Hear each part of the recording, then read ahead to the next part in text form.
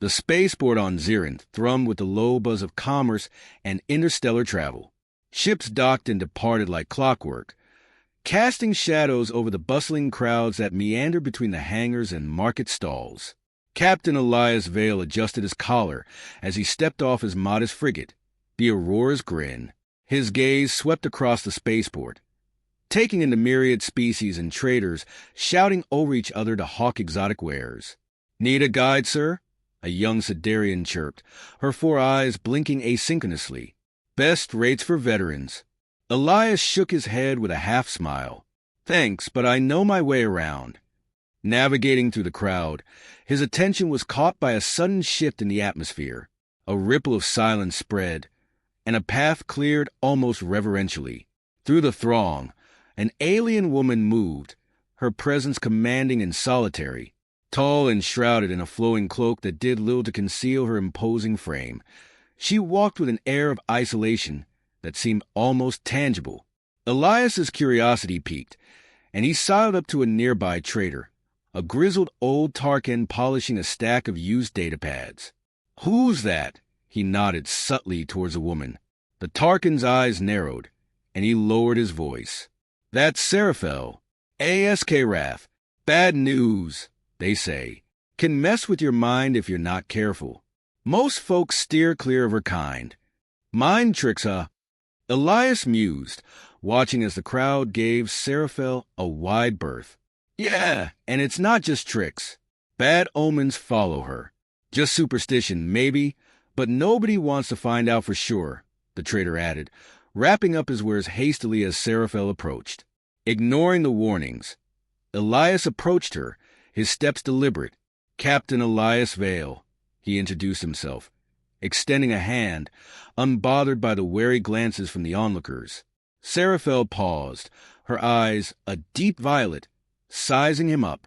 She didn't take his hand, but her voice, when she spoke, was calm and melodic. "Seraphel of the Escarath, what brings a human to engage with one so shunned?"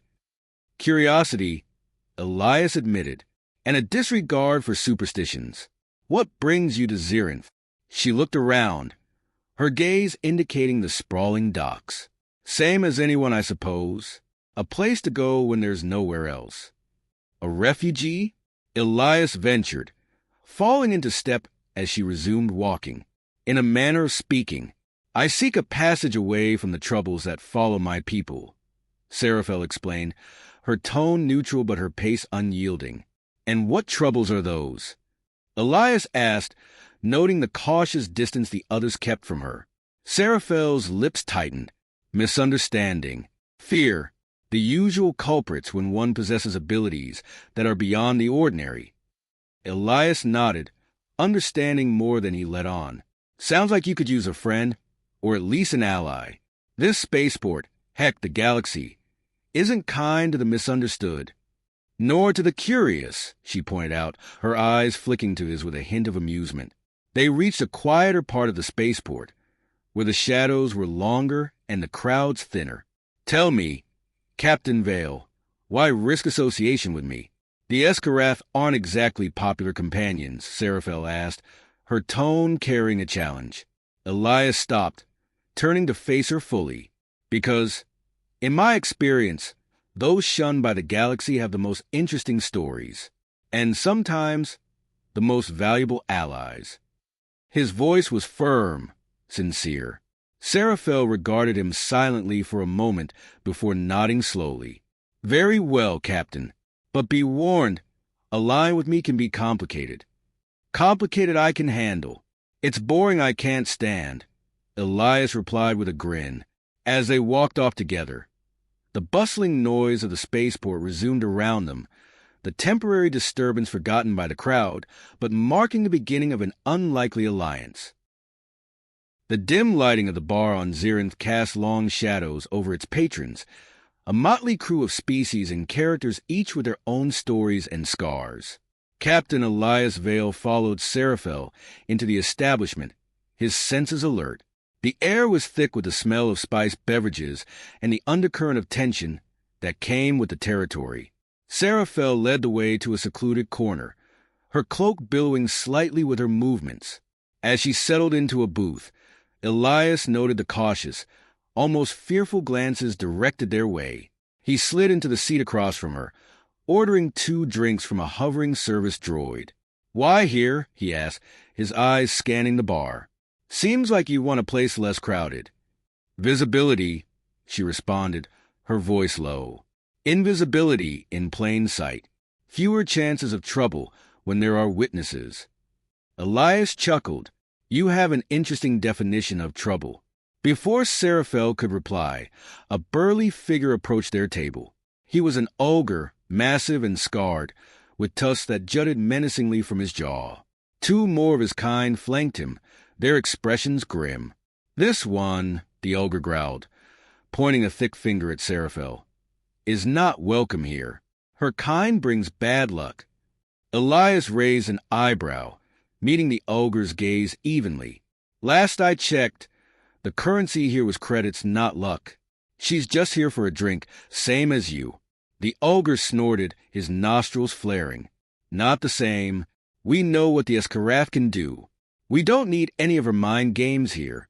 I assure you, I have no interest in manipulating anyone's mind," Seraphel intervened, her voice firm yet devoid of hostility. "I am merely passing through." The ogre's gaze hardened. "Pass through somewhere else." Elias leaned forward, placing a calming hand on the table. "Let's not make this a bigger issue than it needs to be. We'll finish our drinks and leave quietly." One of the ogre's companions sneered. "Maybe you leave quietly, but the Escarath stays." The tension escalated. Patrons of the bar beginning to take notice, forming a loose circle around the confrontation. Elias sighed inwardly. He'd hoped to avoid a skirmish. Just as the ogre seemed about to advance, Elias stood, positioning himself between Seraphel and the aliens. "Look, no one wants trouble. We'll go, but violence isn't necessary." It was then that a swift, unexpected motion caught everyone off guard. Seraphel stood, her eyes glowing faintly with an inner light. The bar went silent, watching. "I do not wish conflict," she stated, her voice resonating slightly with an otherworldly timbre. "But I will defend myself if pressed." The ogre hesitated, the aura of Seraphel's presence giving him pause. His companions exchanged uneasy glances. Finally, the ogre grunted, stepping back. "Not worth it," he muttered, turning away with his group. As the tension dissipated, Elias turned to Seraphel, an impressed look on his face.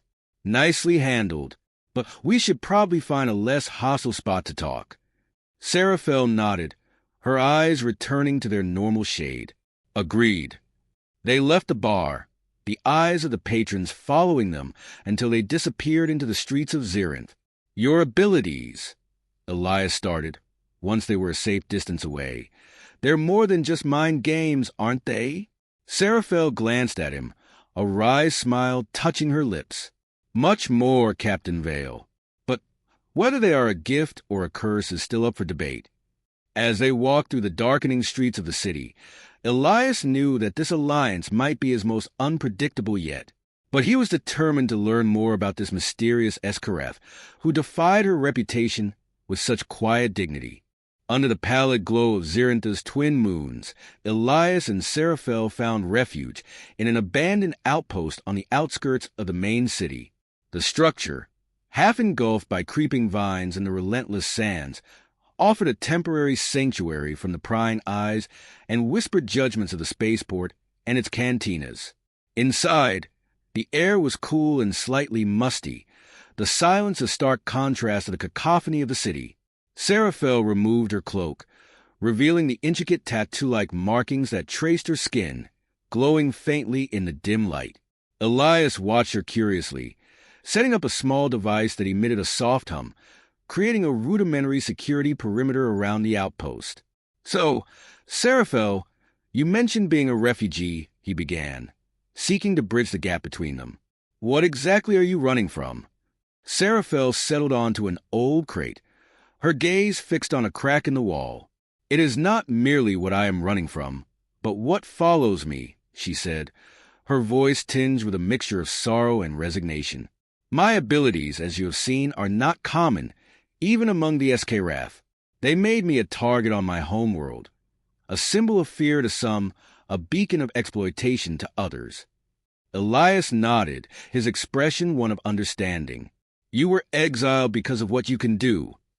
Not exiled, not formally, she corrected with a slight shake of her head. I chose to leave to prevent further discord. My talents can influence thoughts, emotions.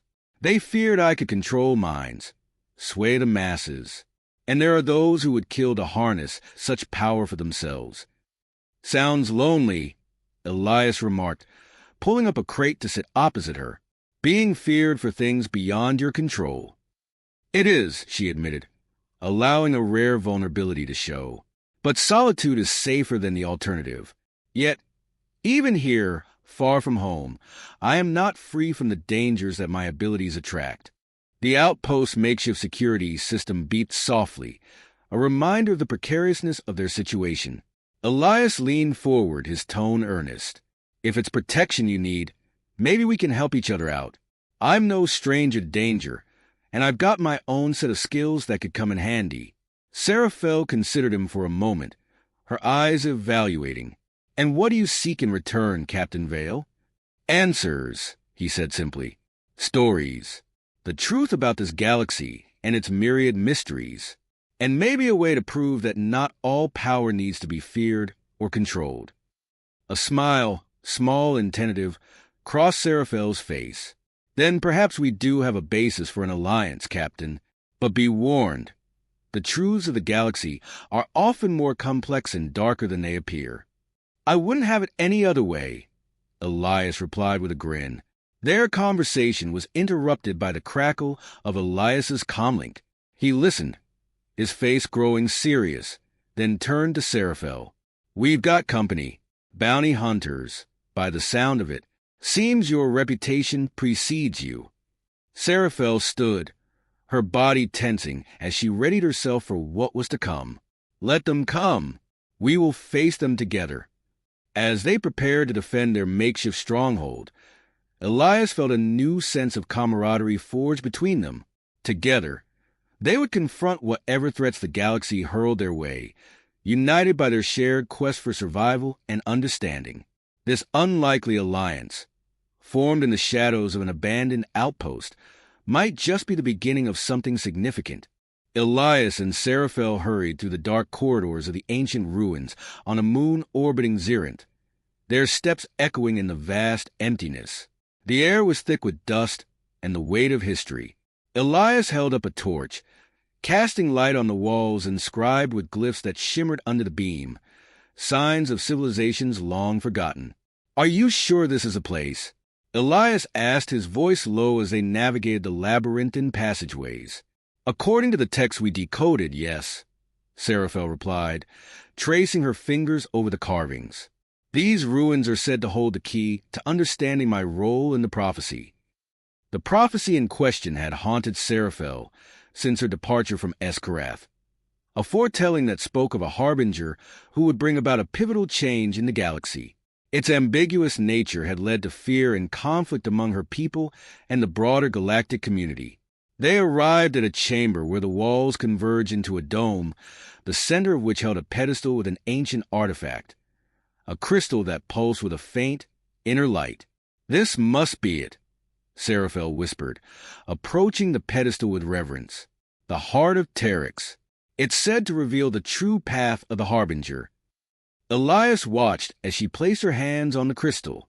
It glowed brighter, and the room filled with a holographic projection of the galaxy. Planets and stars aligned, forming a map that highlighted specific locations. What does it show?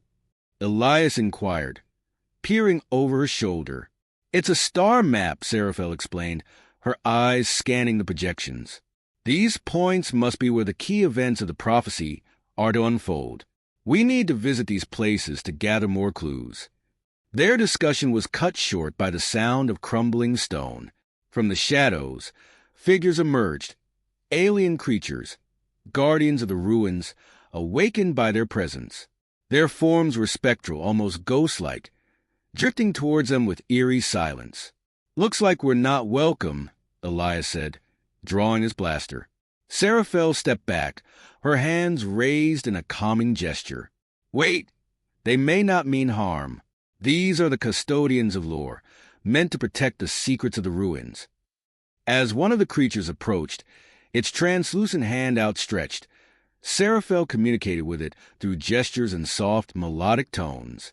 After a tense moment, the creature halted, and the aggression seemed to drain from it. They will allow us to study the prophecy, Seraphel turned to Elias. But we must make no attempt to remove any artifacts from this place. Elias nodded, holstering his blaster. Fair enough, but we better make this quick. Where to first? Seraphel studied the star map again, pointing to a distant system, the Nebula of Shadows. It's known for its dense clouds and hidden worlds. Whatever we're meant to find there, it won't be out in the open. They took a moment to record the star map with Elias's device before preparing to leave. As they retraced their steps through the ruins, Elias glanced back at the custodians, who faded back into the shadows, once again becoming part of the ancient stones. Feels like we're stepping into deeper waters, he commented, adjusting the strap of his pack. Seraphel gave him a determined look. Perhaps, but in deeper waters, one can catch bigger fish. Let's hope we're ready for whatever we reel in. With the prophecy partially unveiled and their path set towards the Nebula of Shadows, Elias and Seraphel left the ruins behind, the weight of their forthcoming journey settling upon them as they headed back to the ship, ready to chase down the fates that beckoned them across the star-strewn void. The cold expanse of space stretched out before the Aurora's grin, its engines humming softly as it navigated the sea of stars. Inside, Elias Vale and Seraphel reviewed the data they had gathered from the ancient ruins, the holographic star map floating between them in the cockpit. As we approach the Nebula of Shadows, we need to be cautious, Seraphel advised, her finger tracing the nebula's swirling mist on the map.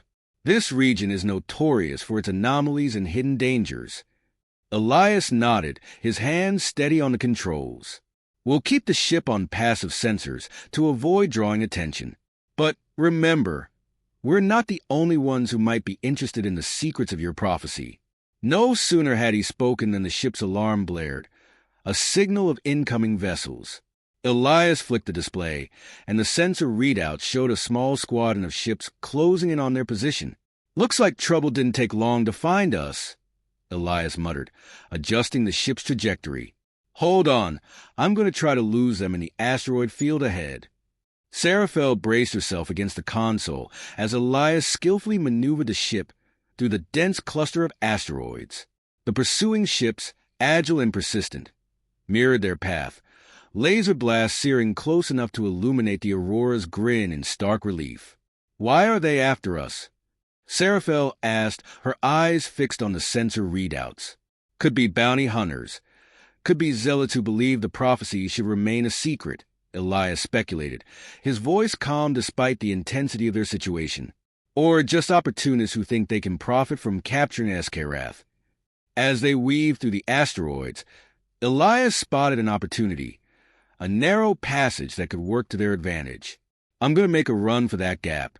It's tight, but it's our best shot at shaking them. With precise timing, Elias steered the ship into the passage, the rocky walls blurring past them. Behind, their pursuers hesitated, the larger the vessels unable to follow. The smaller ones pressed on, but the treacherous terrain soon claimed them as they collided with the unforgiving asteroids.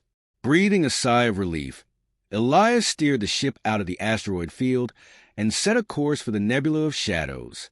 That should keep them off our tail for a while. We need to figure out who's behind this, though. They knew exactly where to find us. Seraphel nodded, her expression thoughtful. The prophecy is more than just a guide to future events. It's a power play. Whoever controls the knowledge controls the outcome. They entered the nebula, the sensor struggling to penetrate the thick cosmic fog. Elias adjusted the settings, trying to get a clearer picture. Visibility is almost zero, he said, squinting at the display. We'll have to navigate by instinct and a little bit of luck. As they delved deeper into the nebula, The ship's external lights caught glimpses of floating debris and strange, luminescent creatures that seemed to watch them passively from the darkness. We're not just dealing with human or alien politics anymore, are we? Elias mused, keeping his eyes on the swirling mists. No, Seraphel replied, her voice quiet. This is about the fabric of the galaxy itself, and we are right at the heart of it. Their conversation was cut short by a sudden shift in the nebula's density, a sign that they were approaching one of the coordinates marked on the star map. Ready for whatever secrets awaited, Elias and Seraphel prepared to confront the next piece of the prophecy, their journey taking them deeper into the unknown. The planet Varkas was notorious throughout the galaxy, a world ravaged by ceaseless conflict and the ambitions of warlords who ruled over its broken landscapes. It was here, amidst the chaos, that Elias and Seraphel sought the expertise of Dr. Lyra Voss, an alien scientist known for her neutrality and unparalleled knowledge of ancient prophecies. As the Aurora's grin descended through the thick, ash-filled skies of Varkas, Elias eyed the monitor warily. Lyra's lab is located in what used to be a research district, now just a shadow of its former self. Seraphel, standing beside him, studied the layout. Expect resistance. Warlords don't like anyone snooping around, especially not on something as potentially game-changing as this prophecy. They landed discreetly in a deserted sector, the once bustling streets now silent save for the distant echoes of artillery. Making their way to the lab, they remained under the cover of rubble and dilapidated buildings, avoiding the frequent patrols of warlord mercenaries. Reaching the lab, they were greeted by Dr. Voss, a slender figure whose scales shimmered with a metallic sheen under the dim light. "Captain Vale, Miss Seraphel, I was expecting you," she said, her voice a calm whisper. "The rumors of your travels have reached even Varkas." Inside, the lab was a stark contrast to the desolation outside, filled with artifacts and ancient texts. Dr. Voss led them to a secure chamber, where she had been studying the fragments of the prophecy they'd sent ahead. "As I suspected, the prophecy doesn't just predict events. It suggests manipulation of cosmic scales," Dr. Voss explained, pointing to a series of intricate diagrams. "Whoever controls these key points controls the fate not just of one planet or species, but potentially the entire galaxy." As they delved deeper into the discussion, an alarm blared through the lab. Dr. Voss checked her monitors, her eyes widening. "We have company. Warlord Crass forces. They've been trying to decode the prophecy themselves, and now seem to want to eliminate the competition." Elias and Seraphel exchanged a glance, understanding the stakes. "We'll hold them off," Elias said determinedly. "Get us more time to figure out the next steps." They moved quickly to fortify the lab's entrance, setting up defensive positions as the sounds of approaching troops grew louder. Seraphel prepared herself, her abilities at the ready, while Elias checked his weaponry. The assault was fierce. Mercenaries, armed with high-tech weaponry and driven by the promise of favor from their warlord, surged against the lab's defenses. Elias and Seraphel fought back with precision, their combined efforts holding the line as blasts shook the walls. In the midst of the chaos, Dr. Voss continued her work, her fingers flying over her instruments as she pieced together more of the prophecy. "Almost there," she called out over the din of battle. "I've located the next coordinate, deep in the heart of the uncharted sector." Elias reloaded, firing off another round. "Just a little longer, Doctor." As the tide of mercenaries began to wane, Seraphel unleashed a powerful psychic wave, stunning the remaining attackers and providing them a brief respite. "Now, Dr. Voss."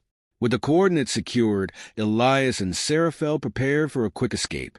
"Thank you, Doctor," Seraphel said as they backed towards the exit, the mercenaries regrouping for another assault.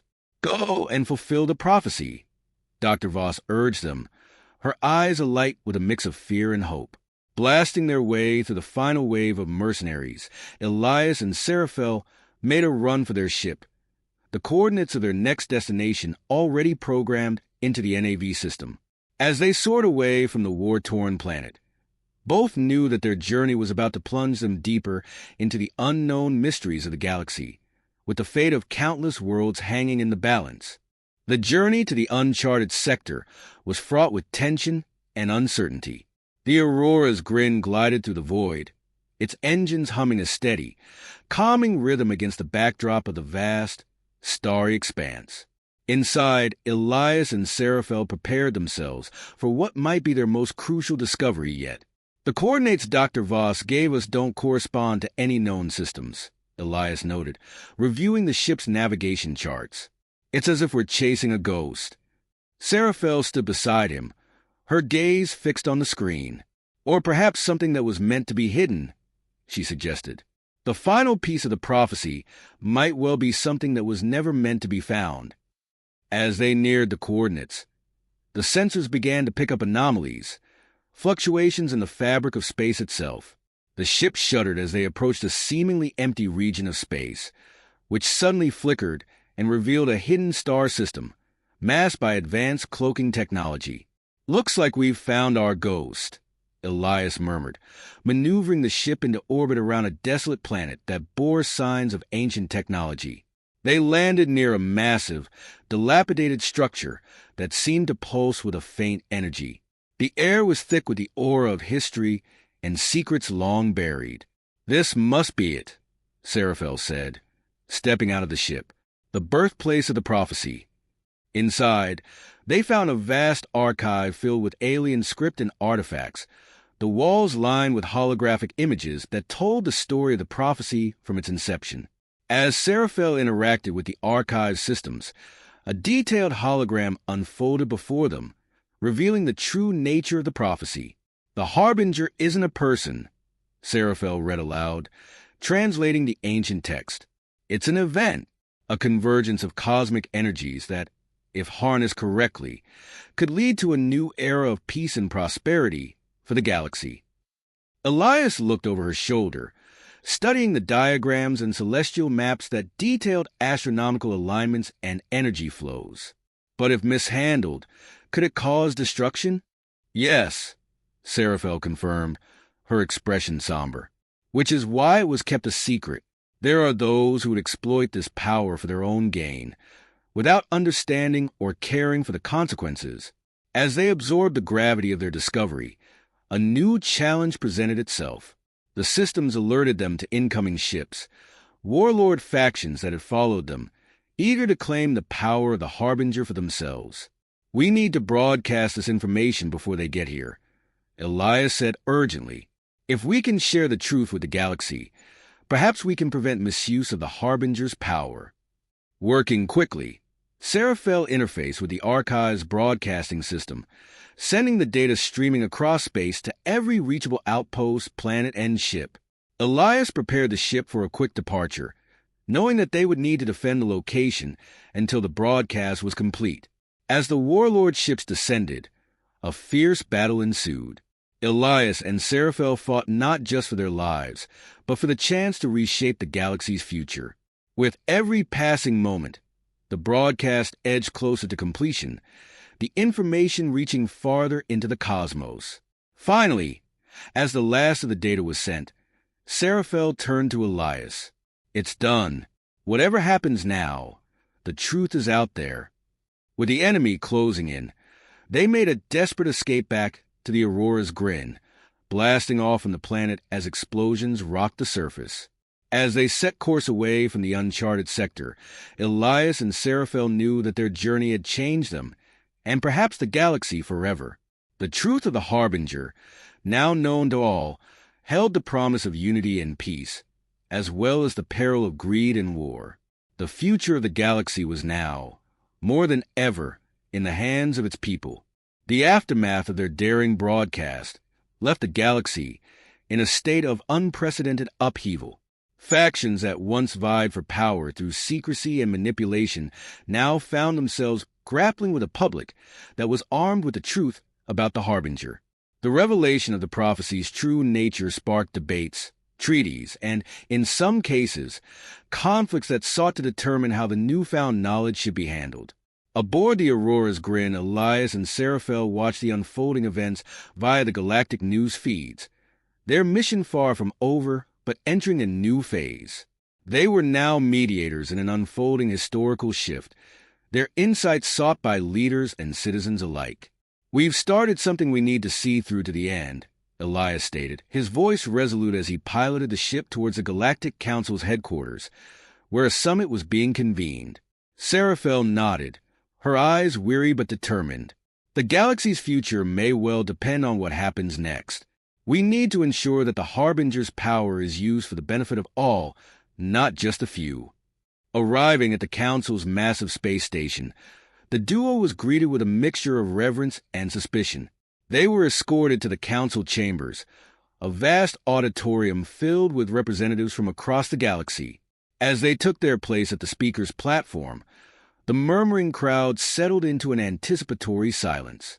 Elias took the lead, his voice echoing through the chamber. "Honorable representatives, we stand at a crossroads. The prophecy that once haunted us can now guide us toward a future where we stand united, or it can tear us apart. The choice is ours to make." Seraphel stepped forward, her presence commanding. "We have been given a rare opportunity," she added, her tone imbued with the gravity of their journey. "The Harbinger is not a curse, but a chance to rewrite our stars. Let us use this knowledge not as a weapon, but as a tool for building a stronger, united galaxy." Debate ensued, passionate and heated. Some factions argued for controlling the Harbinger's power to maintain order. Others advocated for a democratic approach that would involve all species in deciding how the power should be used. As the summit continued, alliances formed and strategies took shape. Elias and Seraphel worked tirelessly, meeting with delegates, mediating disputes, and sharing their experiences and insights gained from their journey. Finally, after days of negotiation, a resolution was reached. The Harbinger's power would be placed under the oversight of a newly formed Galactic Unity Board, representing a coalition of species and factions, tasked with ensuring that its power was used ethically and judiciously. The signing of the Unity Accord was broadcast across the galaxy, marking the beginning of a new era. As the representatives placed their signatures on the historic document, the crowd erupted in applause, a sound that carried the weight of hope. Elias and Seraphel stood side by side, watching the celebration. "Think this will hold?" Elias asked, a hint of skepticism in his voice. "It has to," Seraphel responded, her gaze steady. "We've given them the tools. It's up to them now to build something lasting." As they left the council chambers, the galaxy felt different, charged with potential and the promise of a new dawn. While challenges remained, the unity and peace envisioned by the Harbinger's prophecy now seemed within reach, guided by the collective will of a galaxy that had chosen to face its destiny together.